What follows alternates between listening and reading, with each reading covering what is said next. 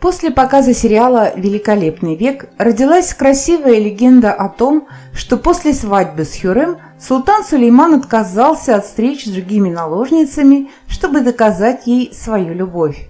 Однако не все так просто, и эта история была сильно преувеличена. Никогда Хюррем Султан не была единственной женщиной в жизни султана Сулеймана. Она не была единственной даже после того, как стала его законной женой. С того момента, как девушка стала фавориткой султана, ей долгие годы приходилось делить его с Махидевран, а позже у Сулеймана появилась и другая молодая наложница. Дорогие мои, это и другое видео выходит на нашем канале благодаря вашей поддержке. Не забывайте ставить лайк, подписываться и оставлять комментарий. В свете последних событий и блокировки YouTube предлагаю нам с вами не потеряться. Для этого перейдите по любой ссылке в описании к этому видео. Мы существуем в Telegram и ВКонтакте. Подпишитесь на наше сообщество и узнавайте все самое интересное, важное. Если произойдет то самое нехорошее, что вы не сможете смотреть нас на YouTube, вы всегда найдете нас в Телеграме и во ВКонтакте. Только после заключения законного брака Хюррем сама допускала к своему мужу девушек, причем сама же их и выбирала из гарема. И делалось это всего на одну ночь.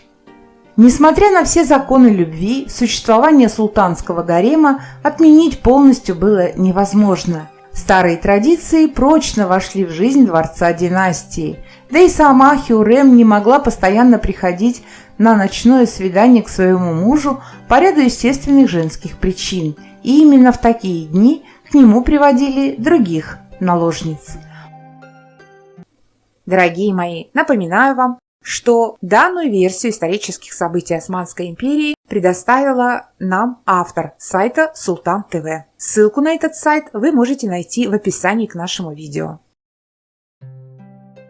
Вплоть до самого 1540 года Сулейман и Хюррем жили отдельно, даже после их свадьбы. Это было потому, что Хюррем, как и все женщины, продолжала жить в гареме, а гарем находился в старом дворце. Но и это правило изменилось.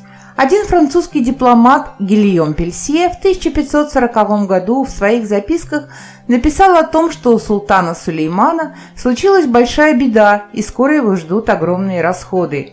Причиной его слов стал сильный пожар в старом дворце, после которого там стало невозможно проживать дальше. Также господин Пельсье упомянул о том, что во время пожара было испорчено очень много личного имущества жены падишаха.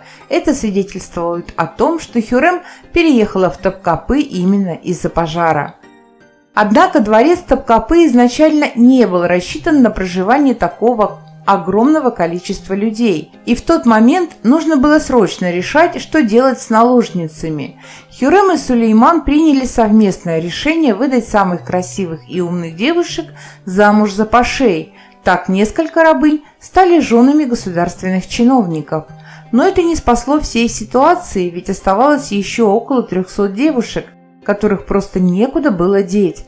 Оказалось невозможным выдать замуж каждую из них. Также было невозможно оставить их во дворце, тогда было принято решение распустить весь гарем. Девушкам выплатили небольшое вознаграждение и каждой выдали документ, который делал их свободными. Они могли вернуться к себе на родину или найти себе новую работу.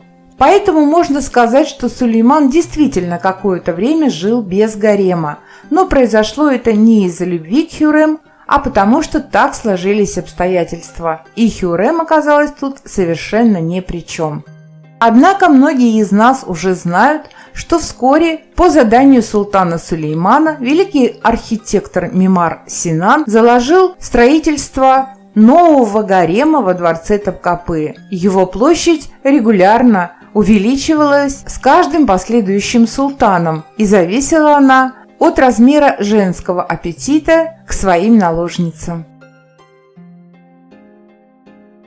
А на сегодня все. Не пропускайте главное, подписывайтесь на наш канал, будьте в курсе новых событий. С вами была ваша Оливия. Всех вам благ!